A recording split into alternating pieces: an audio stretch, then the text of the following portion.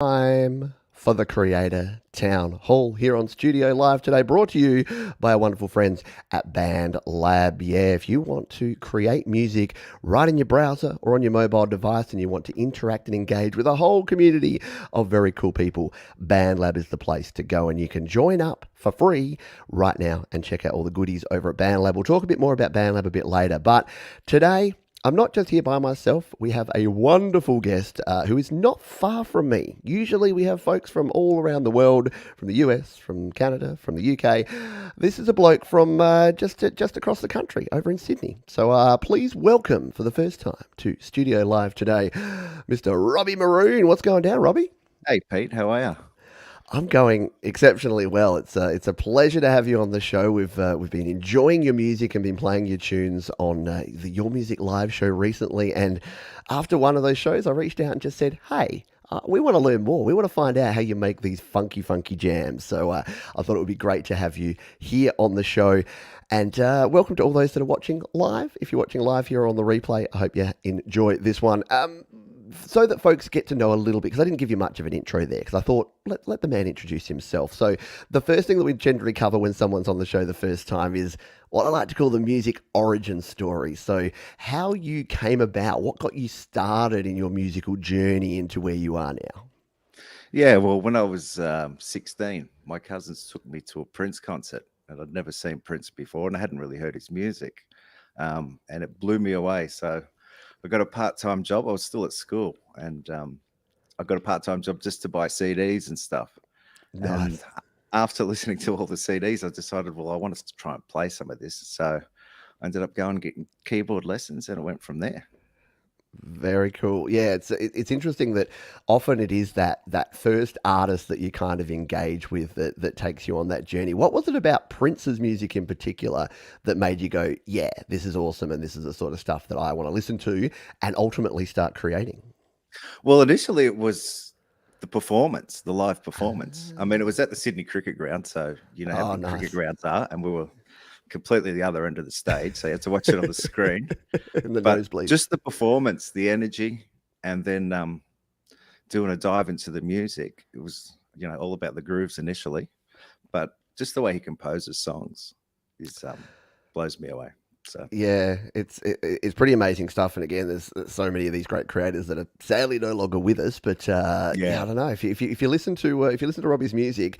Look, this is going to sound a bit wanky, mate, but you're kind of bringing the spirit of Prince along, and you're continuing to create music that's similar to Prince. And I mean, just looking at your background there, it's pretty clear where your loyalties lie, which is yeah. cool. Now, I was mentioning to Robbie before the show, we don't play people's music on the show, but we do encourage you to go over and check out Robbie online, because if you haven't heard Robbie's tunes yet, you're in for a bit of a treat. I know a lot of folks would have already heard you on Your Music Live, but how would you explain, or how would you sort of tell people the sort of music that they can expect when they go listen to some Robbie Maroon? Well, this album in particular, it's quite funky and it's upbeat, and that was the goal when I put it together.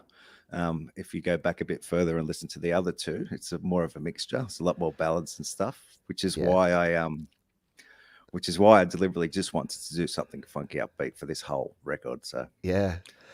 Well, I was doing my preparation. I was listening, and you're right. The new release is certainly super funky, and some of the other stuff that we've played on the show in the past, yeah, is really good. Even your ballads just have that little bit of something special and interesting. And we will talk, because it's the Creator Town Hall. We'll talk about how you create those funky grooves and jams and your creation process. If anyone does have any questions as we go through, all you need to do is put question. If you're watching here live, if you're watching on the replay, I'm sure myself and Robbie will be down in the comments afterwards. So if there's anything that triggers your mind and you're like, oh, I really wanted to ask about that, you can certainly come back and ask your questions there. And as we mentioned, jump on over, because Robbie's got a pretty awesome website. Definitely much better than my website. I must admit, I've been diving around in here. You can jump over there and check out the links section there. So that's got all of the different links to Spotify, Apple Music, YouTube, Amazon, Facebook, Instagram, Twitter. So that's probably the place to go. RobbieMaroonMusic.com/links. It's down in the description, and you can then go and visit the website and see all of the other cool stuff that Robbie's got going. Look at that brooding angst there. The photo, I love it, love it. Isn't it weird? When you're getting sort of shots done like that, or you're taking those sort of photos, does that feel natural to you, or is that Mate, kind of a I little bit can't. outside your comfort zone? No, I can't stand photos. Since I was a kid, if someone said you got to take a family photo, I'd run a mile, and nothing's changed. I hate it. Yeah, it's one of the weird things. We were chatting pre-show about promotion, and we'll talk about promotion a bit later too. Mm. Because as musicians, and especially as sort of home music creators that are kind of doing this whole independent thing ourselves, yeah, it's one of the hardest things to do to work out how to promote yourself, especially if again Australians we have something called the tall poppy syndrome. We've talked about on the show here before, Yeah, where you don't want to get too big for your boots, and everyone's very self conscious about promoting yourself and promoting your own music. So it's a absolutely. tough one. It's a tough Yeah. one. G'day to the folks who are here live, by the way. Thanks for dropping on by. We've got Sync Cat here, Mr. Omni Collective Creativity, Bill Acola, a fellow Prince fan, dropping on Excellent. by. Doug Kidder is in the house here. Bill says, I've seen a lot of live shows. Prince was the absolute best show I've ever seen. I hear this from a lot of folks. My Yes. wife went to one show with me and walked to the car. She said, when he plays, we go. Yeah. I've been Yeah, to every show that he's every been when show, he's come every to time he's come to Australia. town. Yeah, Yeah. yeah, So that's the beauty of being in Sydney, mate. Some of these big artists, when they come, they only do the East Coast. And I'm like, come to yeah, Adelaide, come to Perth. And they don't have to yeah. make It's it over true. here. It's true. Yeah, But I've actually been like last time because I'm a big Weezer fan. Last time, 2 times ago, Weezer came over to Melbourne only, and I'm like, I'm going to Melbourne. And luckily, my wife's awesome, so she's like, okay, let me go over for the weekend yeah. to Melbourne just to see him. But yeah, once you have that band that you love to see live, there's nothing quite like it. That's right. Yeah, Look, Clayton Von Kluge. Yeah, Prince is all right. I love the vibes and the groove on Sign of the Times. Yeah, another yep. Prince fan there. Hello to Joe and Barry Glenn as well. And hello to Rock Avalanida, who's another artist that we hear on Your Music Live quite a lot as well. Let's move on to. So we've talked about influences, and there's one very clear, but surely you were not working a job just to buy every Prince album and nothing else. So what other sort of musical influences, unless you're like, Originally, I was. Yeah. just got to get that bootleg of that Minneapolis show he did in Yes. 1989. I used to have a Prince dealer who would come to my house to buy it, and I'd buy bootlegs off him. Oh wow, Yeah, yeah, that yeah, is super cool. yeah. I love it. So yeah, obviously it's a bit of a obsession. Is that too strong a word? Prince obsession Uh, that you I'd like to say no, but I'm not sure if I can. an enthusiasm. We'll put it Yeah, that way. let's Make call it it nice. that. Yeah. So what other sort of music, as you were sort of growing up and starting to create your own music, or starting to go, hey, I want to do this myself? What other sort of influences did you have? Was it sort of the old school funk as well that sort of influenced Prince, or sort of Yeah. more new Well, stuff? that's exactly right. Once you Yeah, find an artist like that you like, and you start looking into what influences them, I found lots of stuff that I never would have, like bands like Parliament and Sly and the Family Stone, things like that. yeah, Um, so that's really cool when you go on the journey to see what your influences are influenced by. But other than that, I like songwriters like Cat Stevens and Dolly Parton, Alanis Morissette, things like that. I yeah. like all sorts of things. But one of my favorites is Diesel, which you would know, but I'm not sure if the audience would. Yeah. Um, Okay. Mark Lazotte, yeah, aka Diesel. so Yeah. he's one of my favorite artists. Very cool. Yeah, I tried to learn a Diesel song to play on a happy hour show recently, and then I realised that it would be me and maybe one other person that would actually know who Diesel was, which is sad because he's It like you say, really good artist, really good it's a real songwriter. shame. It's a real Yeah, shame. he just never quite got out there. Never quite made it outside of Australia. It Yeah. used to be called Johnny Diesel. He kind of went through a John Cougar Mellencamp phase where he started as Johnny Diesel and the Injectors, and then he was Yes. Johnny Diesel, and then he was Diesel, and then he went to Mark Lazotte for a while when he thought he was grown up in his 30s, and then he went back to Diesel, and it's like, oh mate, let's talk about the promotion of the PR side and some of the things you have to do when you're a musician. It's Yeah, rough. exactly. Well, that's very cool. So yeah, so a lot of sort of old, I guess the old school, the funk, the George Clinton style funk Yeah. influences came into that, which you can definitely hear listening to your music has come through. And I think your music does definitely have a modern twist. So I wouldn't sort of say that it's only based around that. It definitely has sort of that modern vibe to it, especially the last album that you have there. It kind of blends old time funk with this almost, I wouldn't say pop, but almost sort of a modern vibe as well. Would that be fair to say? Yeah, well, the goal is to make it poppier as opposed to just straight funk. Yep. Um, but it's hard to work out what's a modern feel these days. Like Mm.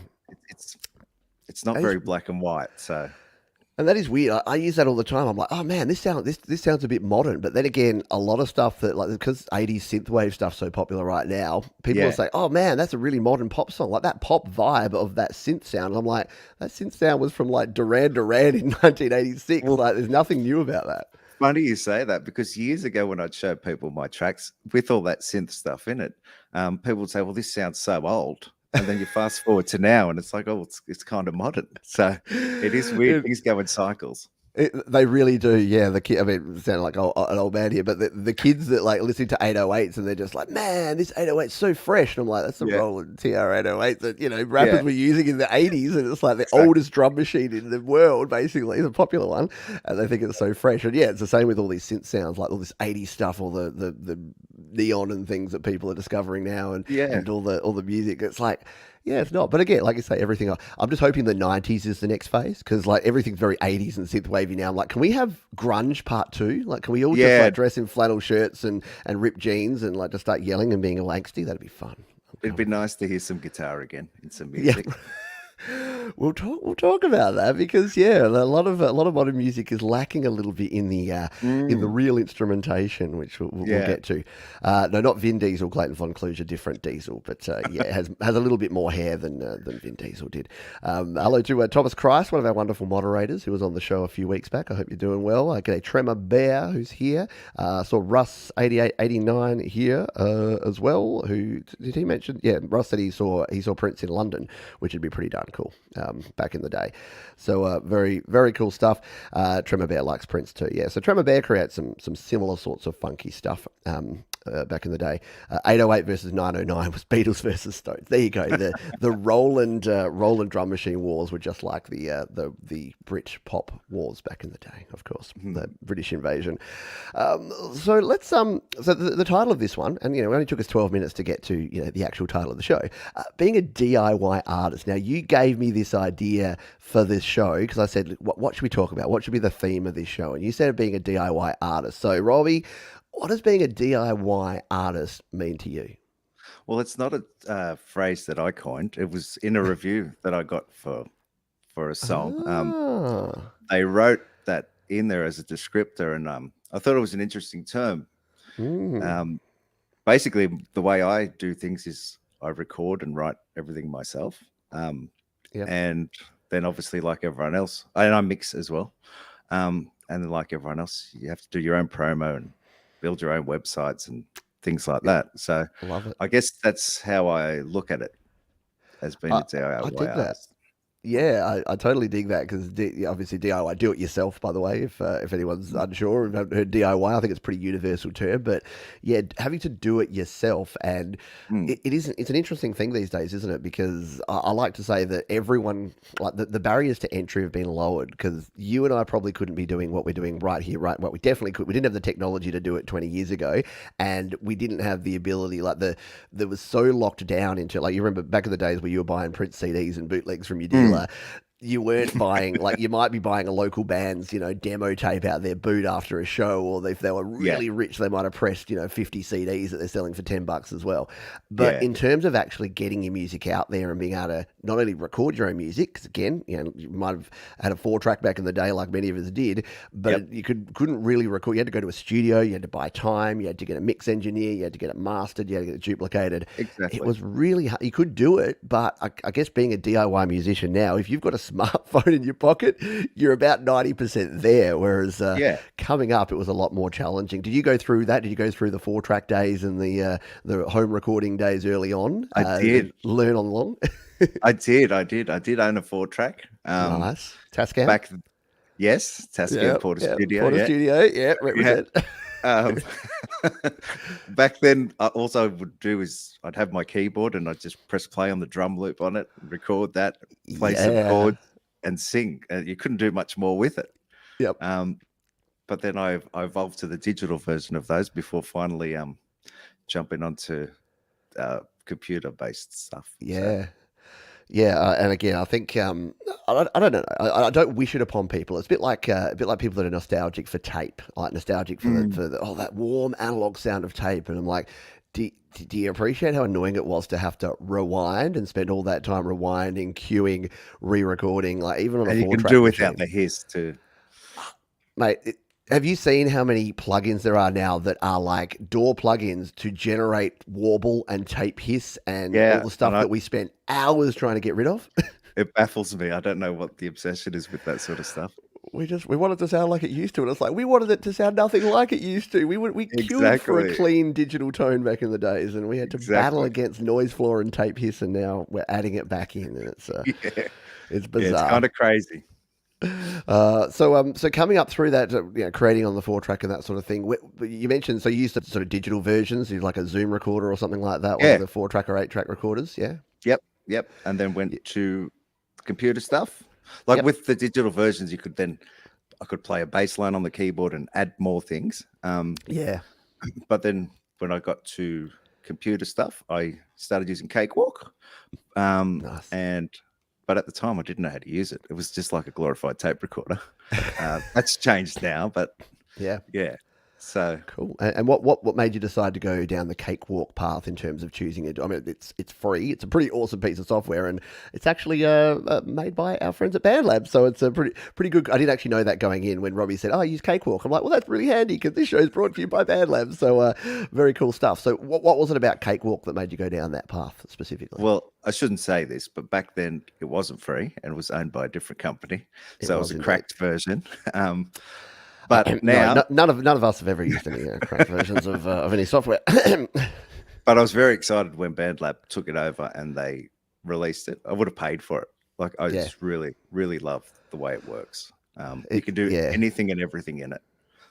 So It is. It's amazing piece of kit considering that it is now free, which I think is good. It's a good way to go. And BandLab are doing again. I know they're a sponsor of this show, so full disclosure. But they're doing some amazing things both with what we'll talk about in a minute with their BandLab platform, but also with Cakewalk. And the fact that again it's as good if not better than a lot of paid software was, and it's kind of removed that barrier of entry that people had. Because as soon as someone says I got a PC, what do I use to record? There's kind of only one answer now. And before you had to pay, because I used Cakewalk Music Creator, which was like the cut down version of what was it, Sonar back in the day, and that was good, but it was it was not quite there. And what BandLab have done with this latest version of Cakewalk is basically just taken everything good that was Cakewalk related and put it all in together in one package, and just handed it to you and said, "There, use this now." And they're constantly upgrading it too, so it's really good.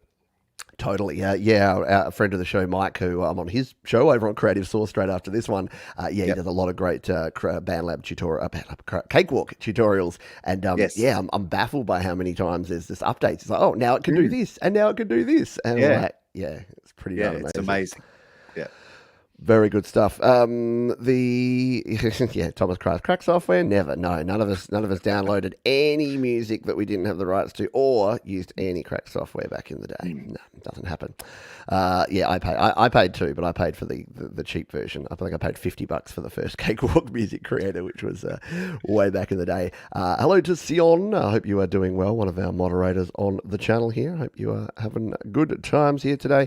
We'll take a quick side note and side tour here, because speaking of BandLab, I would encourage everyone to check out BandLab, because if you are an independent musician, which many of us are, it is not only a very cool place to record music. You can use the app on your phone or your iPad, or you can use the mixer right here. So you can actually record right into your browser. And if you use Cakewalk, you'll be very familiar, because a lot of the SI instruments that you use, you'll be very familiar with in Cakewalk are there. And there's a whole heap of really cool sounds and loops and things that you can use and incorporate in your music.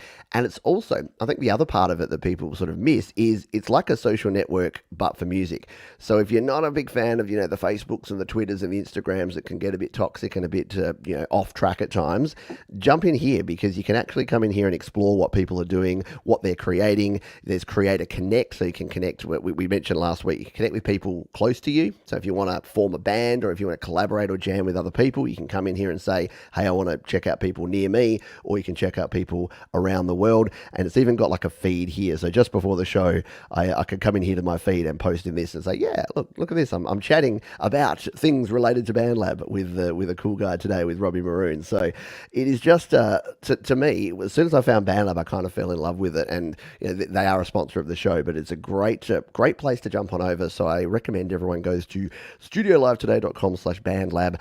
Have a look at it because it's free. A bit like Cakewalk. Why wouldn't you try it? Why wouldn't you just sign up and see? Because it's another place where you can share your love of music with other people who love music. So we thank BandLab for their sponsorship of the show. And please keep making Cakewalk and keep upgrading it and making it free. Yes. People like Robbie can create amazing music using Cakewalk by BandLab.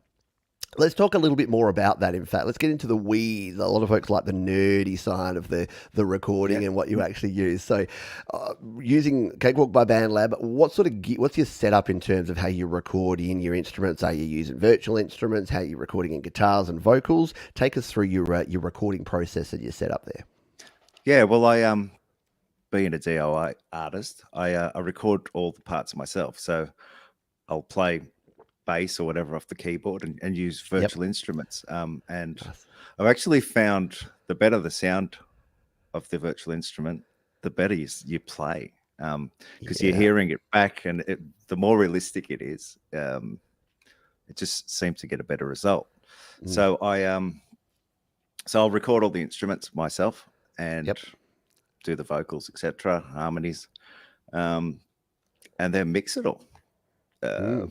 There's not too much to say about it. I mean, we're going to talk about collaborations later, I think. I've now started to use other people to jump in on the recordings. But yeah, I like being able to do things on my own. You don't really have to negotiate parts with people.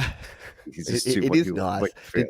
Did you play in bands back in the day? Did you go through that process of playing with other musicians? I did. At one point, I started trying to put together bands for original music, but as I said, it was the same kind of problem, because I'd present all these songs. I put the bands together specifically to play my music, and you find a stack of good musos, put them in a room, and everybody just wants to do their own thing, and it wasn't always heading in the right direction. So it's not really for me. I like it. Well, so you have more in common with Prince than we even thought, because he was notoriously not great at working with some people, and liked things his own way, and liked to have things just so. But he didn't need to work with other people the way he could play. That is true. I think if he could have cloned himself and he could have had like 7 Princes on stage, he'd be like, "We are Prince, and I am the new power generation. We're doing it all ourselves."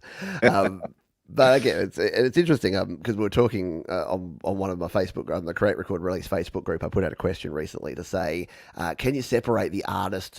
Because again, you hear stories about artists, and a lot of it's sort of hyped up because journalists need something to say about things and people. But yeah, you hear stories about artists, and then you listen to their music, and it can be hard. It's a slippery slope to go. Does it really matter if someone's a bit of a dick, but they make amazing music? Do you look past that? And I think, I don't know, a lot of the time, a lot of these artist types, and again, I'll put myself in the category. We like what we like, and we like things to be done a certain way, and it can be challenging to get along with others in those sort of band situations. So you found kind of the same thing? Yeah. Well, you don't have to go for coffee with these artists. You just want to listen to their music, so it doesn't really matter. I actually really love that. I'm going to steal that and borrow that from now on. Yeah, you don't have to go for coffee with them. You just have to listen to them. So it's true. And I guess that's the difference these days, that and I guess things like Twitter and Instagram and all the social media and all the contact and all the additional sort of paparazzi media and things, we're a lot closer to artists than we ever have been before. Yeah. So that's probably the challenge. People think that they're kind of going for virtual coffee with these artists, so they get to judge them based on the life they choose to live. Whereas before, I wouldn't have a clue what Mark Knopfler from Dire Straits did when I was listening to, but Money for Nothing was a rockin' track, so I didn't really care. So it's a very, very good point. I like it. Absolutely. The mystique was was better, rather than, I don't want to know what everyone's doing. I sort of hear what they're doing and form your own image of what they're about. Absolutely. I've got some questions here. So you do get some really good guitar tones. You get some funky-ass guitars in some of those tracks, Robbie. So Doug's asked what you use. So recording guitar, do you use the stock amp sims in Cakewalk? Do you use plugins, or do you record your amp? How do you get those guitar tones? guitar. I can't take credit for the guitar, unfortunately. Ooh. So doing the process that I do, sometimes you got to just go with, well, let's just get a pro on this. Yeah. So I get guitarists to record their bits, Nice. because Okay. it's virtually impossible to replicate via Yeah. MIDI Yeah. guitar Yeah. stuff. Yeah. Oh, But they'll very send cool. me recorded stuff dry and through their amps, and I'll Yeah. use IK Multimedia's amp sim, which the name escapes me at the moment.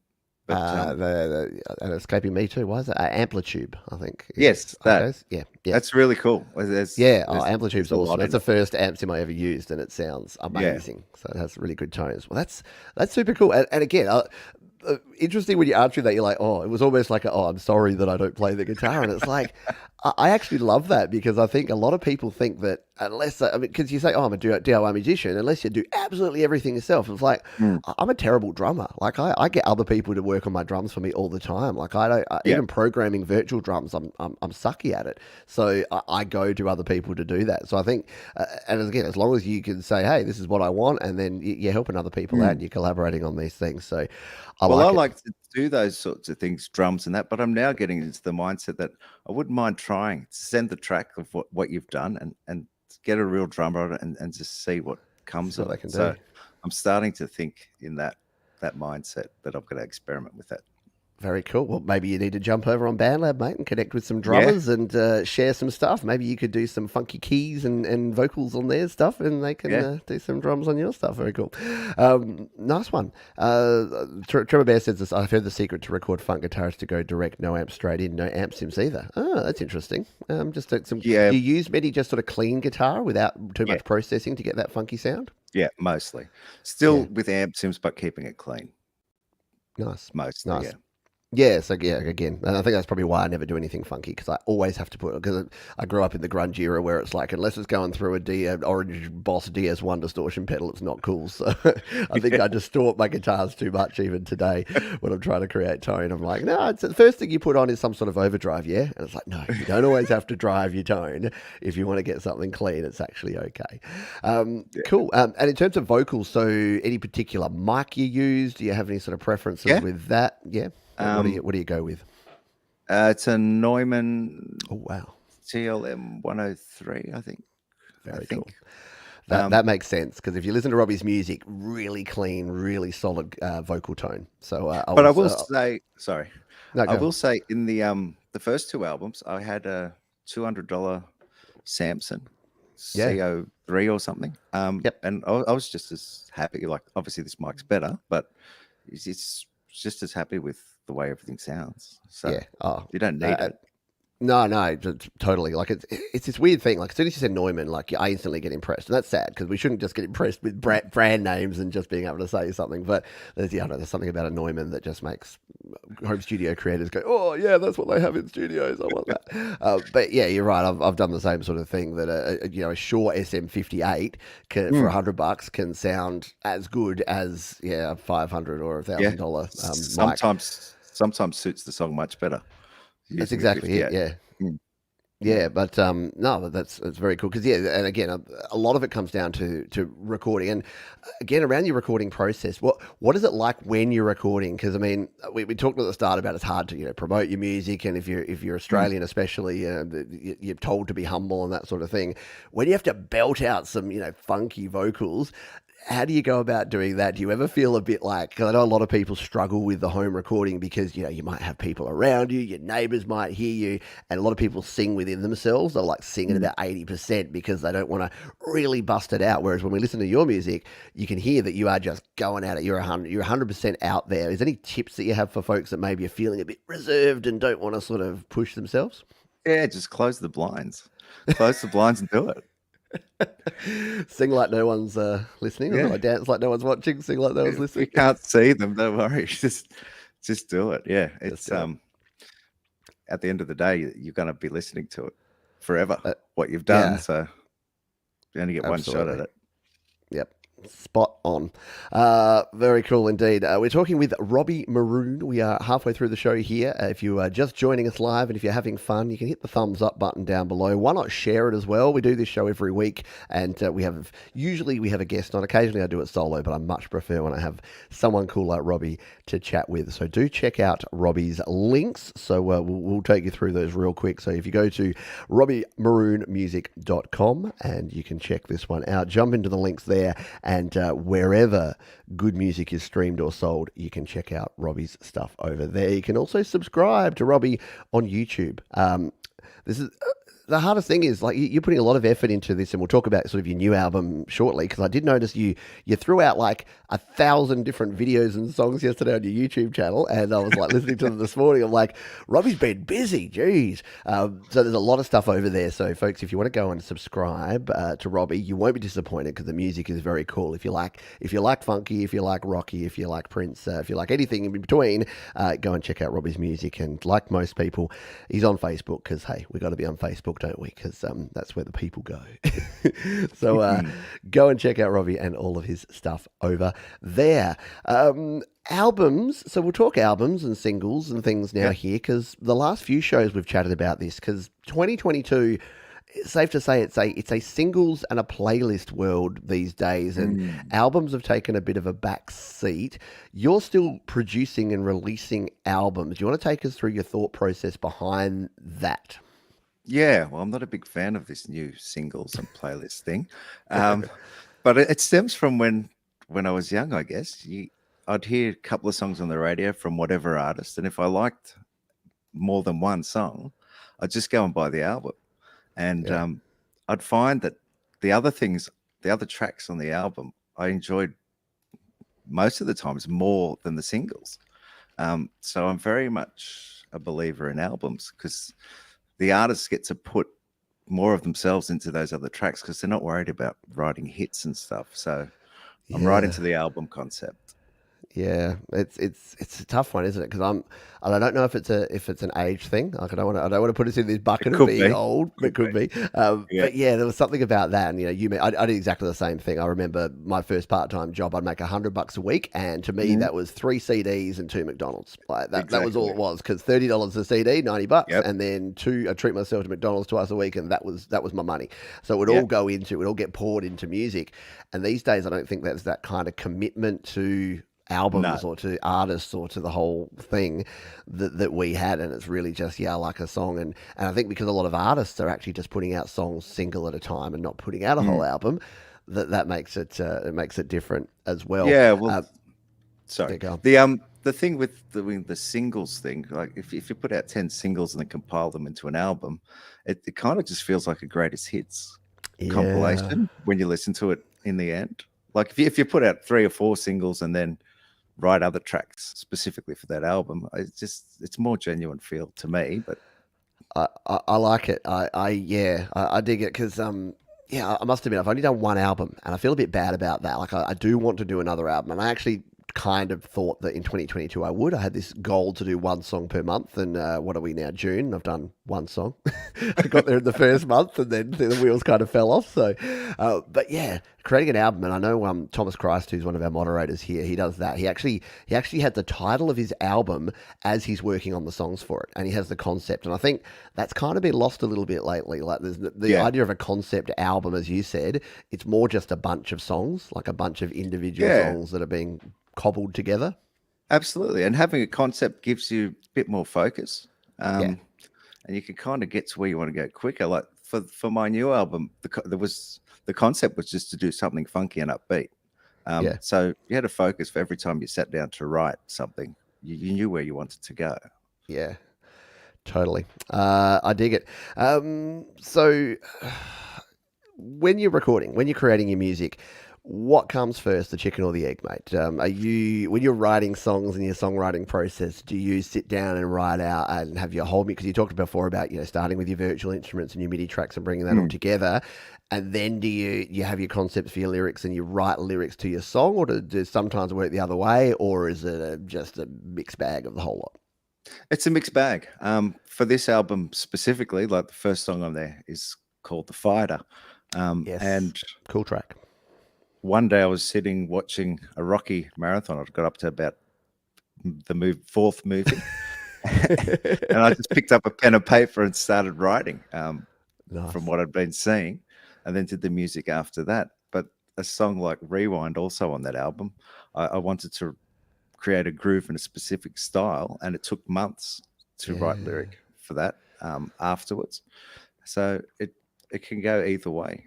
I mean, Take a Bow on there as well. I did both at the same time. So I sat at the piano, recorded the chords, and wrote the lyrics at the same time. So whatever works. Yeah, yep. No, and it's true. Like it'll be different for every person. I know it can evolve Mm, over time too. So yeah. I used to sort of write more lyrics, and I'd sit down and write out almost poem style, and then put that to music. Whereas these days, it's 90% of the time it's based around a riff. I'll come up with a riff, or I'll come up with Mm, some sort of hook, and then I'll build a song around that. And sometimes that hook or riff might have a phrase in it. You might have one word, you might have one sentence, and I think yeah. it's testament to the fact that you need to capture that stuff when it happens. In fact, that's the other side of that. How do you make sure that you capture that? Like, if you've got an idea, are you one of these people like me that walks around with your phone? If you have an idea, you just sing it into your voice recorder. Do you have a notebook that you use? Are you old school like that? What's your process for capturing ideas for songwriting? Pen and paper still. Pen and paper. Yeah. Love it. Yeah. I I write everything down. In fact, if there was a fire or something and I lost my books got burned, I'd lose it all. So I like to write things down. Nice. No, there's absolutely nothing wrong with that, and I think a lot of people would respond to that by going exactly that. They're like, "Oh, what if there's a fire? What if you lose it? Or Yeah, what if you should go digital?" And it's like, well, whatever works for you. Like again, you've got to yeah. go with the style that works for you, and if that's where you are most creative, then that's what you got to do. And Well, look, I've tried it. sorry, I guess when you start doing that, because obviously I started writing with pen and paper, it's kind of hard now to sit and type out lyrics, and it just doesn't feel natural.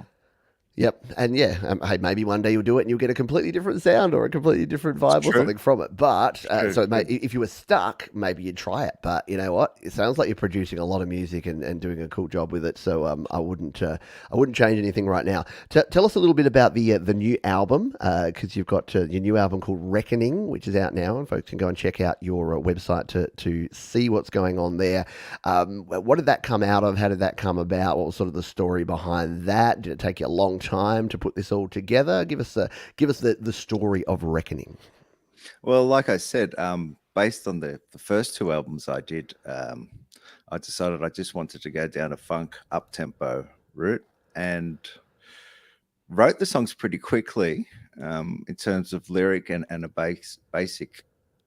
um, basic music for it, and then it just sat on my computer for the longest time. And when everyone had to get locked down, I decided to Yeah, go jump in and work on it. And I'm really glad I did because I was kind of not deliberately, but it kind of taken a break from doing some music. yeah, So being forced to be locked down, I went and revisited it, and I'm really happy with how it's turned out. very But yeah, cool. it's all upbeat stuff. So Yeah, and it's again 10 tracks. It's a bit again. I guess it's a bit old school in terms of that. Like it's nice. It's a nice, comfortable size, being 10 tracks. It all mm, sort of works well together. Starts with the fighter, which is that track that you talked about before. Has the track Rewind, which we've played on Your Music Live as well. So many folks would have heard. And when we first played you on the show, yeah, folks were really impressed. They were like, "Wow, where did this guy come from? This came out of nowhere. This is some really cool music." So yeah, it's awesome that this community, there's artists like Glenn Clark and the Lily Pillies, who are also a band out of mm, Sydney, and a whole bunch of really cool acts. That yeah, it's testament to the fact that you don't need permission these days, and for you to be able to mm.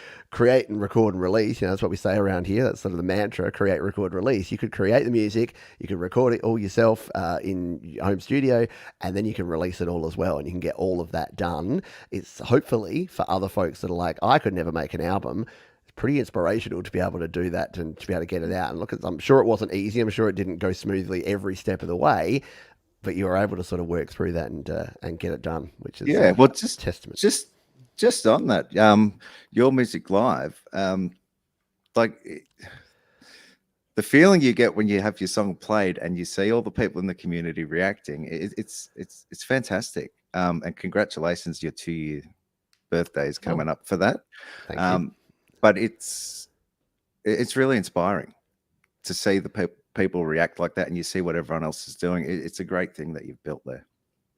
Thank you. I appreciate it. Yeah. So I was chatting. I was just on Jade's show, and we were talking about that. This sort of wave of people doing similar sorts of shows. Again, I wasn't the first, and I won't be the last. But yeah, I think you're right. There's something about that, about having that community feel, and it's almost like running a radio station where Yeah, you get to kind of pick. You get to be the DJ, and who didn't want? Well, I know I wanted to, but a lot of people, we wanted to be radio DJs back in the day, and that sort of thing. But now you yeah, get to sort of pick your own. Like the radio has kind of gone down the other path, which I don't think is a great one. Which it's all payola and it's all whatever mm, the record company who has the most money and can promote their artist the most will get on the most radio stations, and then they're popular. I kind of call it popularity through proxy, which is that you're popular because you're everywhere, so you're paid to be competition. everywhere.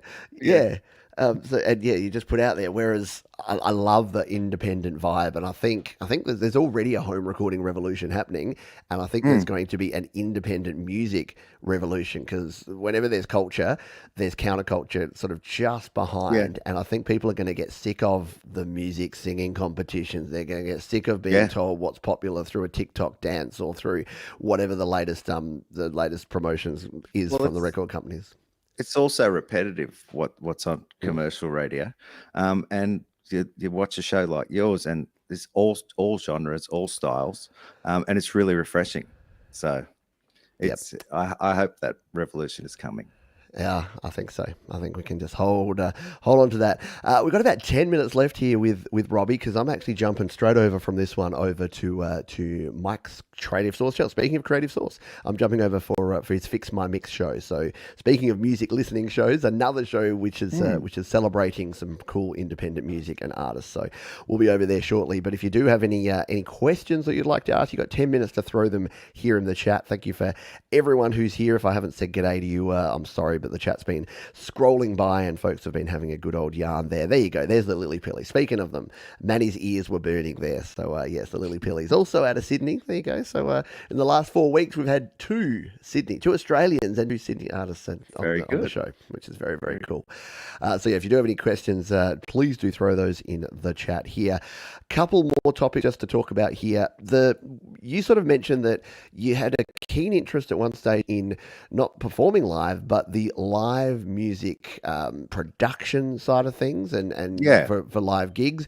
And then the difference. So I thought it'd be interesting to ask this, that in your experience, because now that you've made your own music and in the home studio where you're kind of recording track by track, generally you're doing most of it yourself, versus that live experience. So what have you learned, or what are the key differences you see? And is there anything that you could bring back to the home studio from kind of getting stuck in with the live music engineering experience? Yeah, well, I like mixing just as much as I like composing. So I did for about 5 or 6 years. I was a live engineer, um, and you learn a lot because I was Hmm. using an analog rig, Oh yeah. so very limited to the controls you have. Hmm. Um, so I think sometimes we can get lost in the amount of plugins that's available to us. So back on the Yes. analog rig, you just have 4 band EQ. You might have a compressor if you're lucky, Yeah. um, Right. and a bit of reverb, whatever, and you just got to make it work. So starting there was really helpful, I believe, because you're focusing Mm. what's important. Where I mean, to me, the most important thing is the EQ and the volume. You're like Yes. everything else can be noise to the process. Hmm.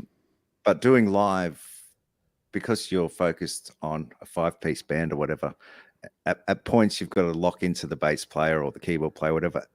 And so you're really seeing what they're doing and how they're playing. So you kind of get more of an understanding of if it's a good band, of how instruments should be played. So Yeah. I really enjoyed that process. And in the studio, like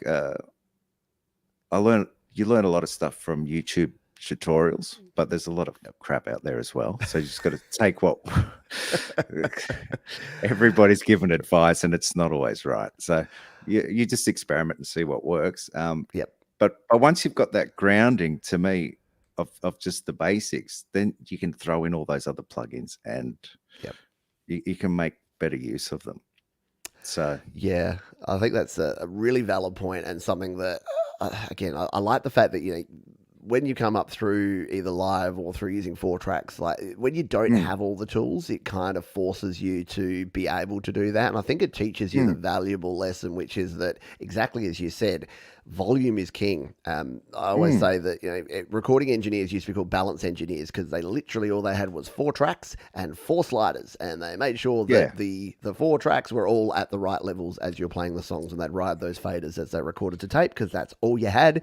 Then had EQ, which is just a volume control for frequency, so you can yeah, add more bass or remove bass or add treble, remove treble, and then you got absolutely. compression, which is just a way of leveling your volume. So to me, those are the 3 key bits of Yeah, gear and the 3 key plugins, and everything else is kind of adding flavor. But if you can't cook a decent meal, it's no good. You can throw all the salt and pepper and chili sauce on top of it. It's still going to be exactly. crap if it's crap underneath. Exactly. And it's helped with my writing process because I focus on the arrangement. So it can't be that all these plugins won't fix it in the mix. It's Yeah, write the correct part for that instrument, make sure things aren't clashing, and the mixing will be really easy. And you don't need all the fancy stuff. So it's so it's true. helped in that regard. Love it. Well, very, very cool. And yeah, for anyone that's worked with live stuff, when you go to a concert and you're watching it live, just know that there's been usually hours worth of work with the setup, with the sound Mm, check, with all of the things that go wrong, with all the cabling, with all the power setups. Like, yeah, there's a lot behind the scenes. So be thankful that you're sitting in your home studio where you can just plug in and record yeah. because live is a whole different kettle of fish if you Yeah, if you ever try and get into it. you don't have to lug gear, you don't have to roll cables. There's a lot of stuff you don't have to bother with. Exactly. Spot on. We've got 2 more topics here we're going to cover real quick here. Collaborations you talked about before, and you kind of alluded to some of that in terms of getting some folks to play some guitar on your songs. What other sort of stuff have you been doing where you're collaborating, I guess, with other creators? Well, I won't say the platform I use because it's not BandLab. To But It's fine. I am Other going to things try you it do. now. I Reverb am going to Nation. try it now. Um, but like I said, I'll build my song from the ground up, and if I want guitar on it, I took the plunge and approached somebody, and Hmm. they send you a bunch of tracks back, and you see what works. You can edit it a little bit, or Yep. you mix it in.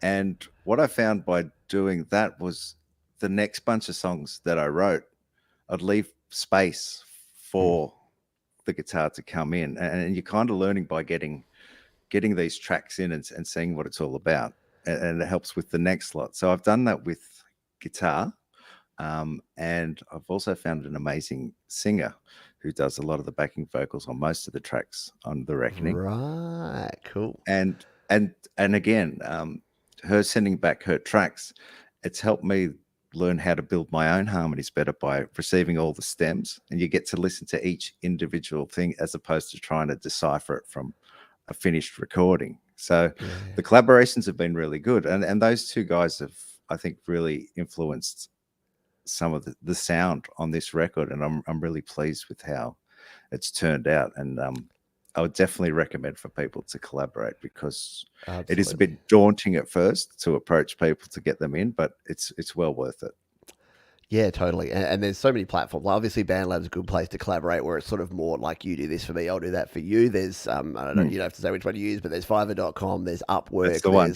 there you go. There's a whole bunch of places. And again, you have to be picky. It's a bit like you said before. YouTubers, people on Fiverr and people on other places are Mm, mm. a bit like YouTube channels. Sometimes you'll pay someone $20 and you'll get something back that doesn't work for you, and then you move on and maybe you try something else. But yeah, you can actually find. I got a drummer for again paid like $10, and they recorded this really cool swing drum part for a song that I did many years ago.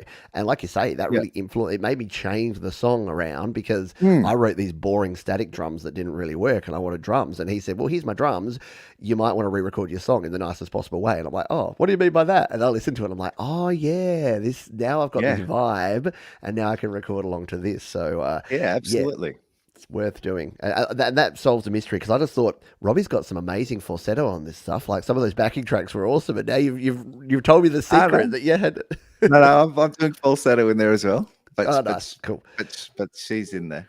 She's She's in there as definitely well. me. Because I did Yeah. at first, I thought, is there some female vocal behind there? I'm like, I'm gonna have to Yeah. ask Robbie. And I know the lead vocal, like you still do. I'm sorry, that wasn't an insult, but I'm just like, wow, Robbie's got range, man. Robbie's I recorded all wish. these parts. That's awesome. Well, that's the other thing. You've got limitations. My range is limited, and you Yep. want the song to sound as best as it can. So Yeah, just do whatever it takes to get it there. totally. Excellent stuff. Hello to Christopher Rossi, who's one of our fantastic supporters. He's listening on audio. So Chris is helping by checking out. We talked about Blast Radio. I don't know if I mentioned it at the start, but I was chatting to Robbie that we're going out. We're simulcasting live through Blast Radio here today. So if you want the high quality audio version of this, you can listen live over at blastradio.com/PeteJohns, or you can listen to it for 24 hours afterwards. And I am working on doing like a podcast version of these because I know a lot of people these days are into the audio side of things. I know for myself, I listen to a lot of audio only. I listen to podcasts or even YouTube videos. I'll just have the audio on in the background. So we're trying to do that for you. In the 5 minutes that we've got left here, Robbie, let's talk about what's probably neither your or my favourite thing to talk about, as we've discussed already, and that is the promotion side. So you do all this hard work, you get session musicians in, you collaborate, you record, you mix, you master, you release, and then you got to go and tell people that it exists and try and get plays and try and tell people that they should check you out. How do you manage that? Where are you at in terms of that with promoting your music? It's the part I hate the most, and if someone else could do it for me, I would gladly palm it off. And I'm a bit of a control freak, so to be giving that away to someone says a lot about how I feel about it. I mean, you do what everyone else does. You have to take photos, even though you don't want to, and be in videos. I mean, I make my own videos, and in saying that, editing video I found is I don't mind the editing part. It's kind of like mixing. It can be really fun. Yeah. But yeah, besides that, you got to do. I try and do my social media posts, which I don't do very often. And what I've found that's been working for me the most is submitting to online radio. Yeah, right. So I've been having a bit of joy with that, and just like your show, like it's people that are controlling those stations are playing all sorts of genres, all sorts of styles, and it's a really good way to be heard. But I'd be interested to know with people in the chat on what works for them with socials, just Facebook, Instagram, whatever, because I'm struggling for answers. Yeah, with it, to be honest. And it's a tough one. I know, maybe Manny would probably be a good person to talk to, the Lily Pillies, because they're doing some amazing stuff in terms of getting played and getting a bit of exposure to things. So AmRap is an option there. And Omni Collective Creativity. Can you ask Robbie how you submit music to online? So you mentioned what you're doing already. How do you actually go about doing that? Is there a platform you use? Do you reach out directly to the stations? It's direct. You've just got to Google these stations, and they'll have an email to submit to. Two that I can recommend that you might have a bit of luck with is Isaac Banks from Australia, and there's a platform called Hugs Radio in Pennsylvania. So you'll find their links if you Google them, and you can submit. Nice one. I like it. So there's a couple of options for you there. And weirdly, we've got lots of viewers in Australia and in Pennsylvania. Our moderator Tom's over in Pittsburgh. So there you go. You can be played everywhere where all the people are hanging out as well. But it's an interesting one. And I was chatting with Robbie in the pre-show talking about the fact that we wish that, because the problem with promotion is that everyone that tells you that they're amazing at promotion usually isn't, and the ones that are really good at promotion are the ones hiding behind the scenes who only work with artists that they sort of know and trust and can do the right thing. So a bit like music, those that are out there big noting themselves, that are like telling me to play their fire beat every week on Your Music Live, you listen to their beat and it ain't too fire, whereas the ones that just quietly submit are pretty awesome. So so I think Robbie and I said someone, I don't think either of us got the time or the inclination to do it, but someone needs to start like a trust pilot for music promotion where people can submit and then people can rate and review and tell you that they're not just a shyster that's going to get you 500 fake followers on Spotify, that they're actually going to help you promote your music in a real Yeah. way. So it doesn't exist as far as I know, but if it does, and like I say, I think it's a good question. If anyone's watching here on the replay and you do have a good success story, or you do use a platform, or you do use someone that promotes your music and does it in a cool way, then yeah, please let us know, because we're all Yeah, ears at this stage. absolutely. Mate, I told you the hour would fly by.